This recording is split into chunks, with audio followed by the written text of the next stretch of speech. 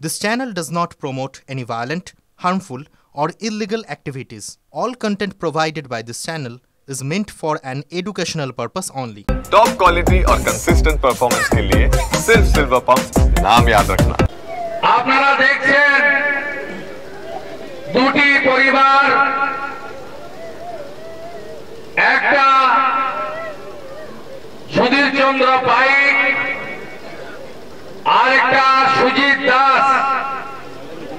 একজনের বয়স 23 আর একজনের বয়স 60। তার পরিবারের চোখের জল। যখন 5:40-এ পবিত্র ফোন করে, আমি ফোনটা মিস করি, কিন্তু একটা মেসেজ পাঠায় যেটা আমি 5:50-এ সিন করি। সাথে সাথে ফোন করে আমি জানতে চাই কি ঘটলো। পবিত্র বলল বাড়ির লোকও জানে না, আমরাও জানি না। থানায় গিয়ে জেনে বলছি, পুলিশ বলছে স্ট্রোক হয়েছে। আমি বললাম স্ট্রোক হয়ে গেল? উলঙ্গ নৃত্য করছিল মহরম কমিটি, সেই অর্ধনগ্ন নৃত্য হচ্ছিল, সেখানে স্ট্রোক দুজন হিন্দুরই হলো। তারপরে আমাদের সর্বস্তরের নেতৃত্বরা থানায় যান।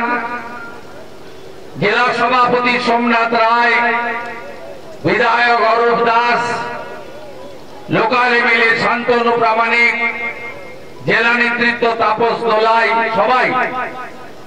তারা যাওয়ার পরে আমাকে বলে গোটা শরীরে কাটা দাগ, 12টা পর্যন্ত দেহ দেখায়নি পরিবারকে।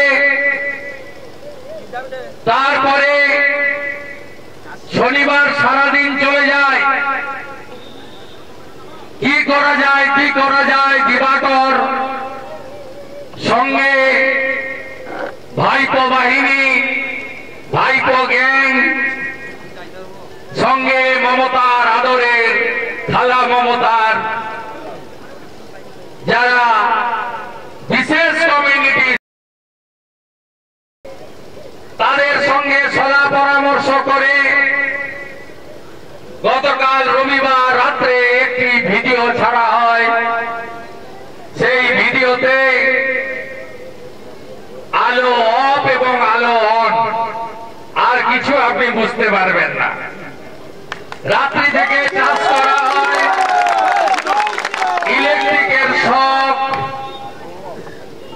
ইলেকট্রিকের শক লেগেছে। এবং আরো গুরুতর অভিযোগ, গতকাল পোস্টমর্টম যিনি করেছেন ডাক্তার, তার সঙ্গে এই তৃণমূলী পুলিশ মমতার চটি চাটতে চাটতে যার জিভ মোটা হয়ে গেছে,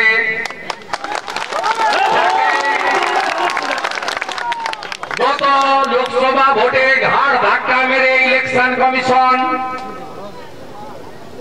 সরিয়ে দিয়েছিল, আবার 26-এর ভোটের আগে ঘাড় ধাক্কা মারবে। সেই দিবাকর ময়না তদন্তকারী ডাক্তারকে ফোন করেছে, বলছে আপনি লিখে দেন ইলেকট্রিক শকে মারা গেছে। হয়তো তাই লিখেছেন ডাক্তার, এটা আজকে নয়, অভয়ের কাণ্ড থেকে অদ্যাবধি প্রমাণ লোপাট করো এবং তৃণমূলকে বাঁচাও। কারণ যে 17 জনকে পরিবার আসামি করেছে, তার 1 নম্বর আসামি হলো গরিরুল ইসলাম। তিনি তৃণমূলের বড় নেতা, মাইনরিটি মোর্চা মানে মুসলিম মোর্চার সভাপতি। 21 সালে বিধানসভা ভোটের পরে যত অত্যাচার হয়েছে তাতে নেতৃত্ব দিয়েছেন। সমর যে কেসে জেলে আছে, পশ্চিম বাংলামারি বোমা বিস্ফোরণের মামলা, যাকে এনআইএ ডেকেছিল, সেই গরিরুল ইসলামের নাম 1 নম্বরে আছে। আচ্ছা, যদি ইলেকট্রিক শকে মারা গিয়ে থাকে তাহলে মহরমের কমিটির তৃণমূলের মোল্লারা সবাই এলাকা ছেড়ে পালিয়ে গেল কেন?